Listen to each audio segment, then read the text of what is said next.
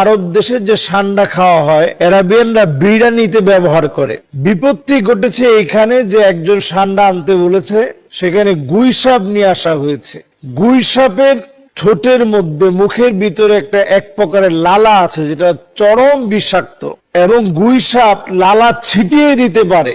যদি সে প্রচন্ড ভয় পেয়ে যায় এবং মনে করে যে আমাকে যে কোনো সময় আক্রমণ করা হবে, তখন এই বিষাক্ত লালা ছিটিয়ে দেওয়ার মধ্য দিয়ে আপনি কিন্তু ক্ষতিগ্রস্ত হবেন এবং আপনি এই বিষক্রিয়ায় নানাভাবে আপনার প্রাণ চলে যেতে পারে। এই জন্য গুই সাপ আর ষান্ডা একেবারেই এক না। ষান্ডা খুবই শান্তশিষ্ট খুবই নিরীহ, গুই সাপও নিরীহ, কিন্তু গুই সাপের খাবারের প্রকৃতি আর ষান্ডার খাবারের প্রকৃতি ভিন্ন।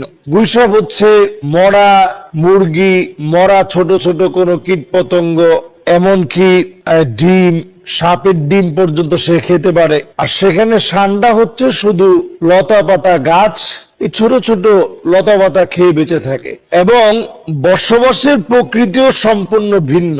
ওইটা হচ্ছে পাহাড় পর্বতে, মরুময় বেষ্টিত, পাথরের পাহাড় বেষ্টিত জায়গায় ছোট্ট একটা গর্তের ভিতরে লুকিয়ে থাকে।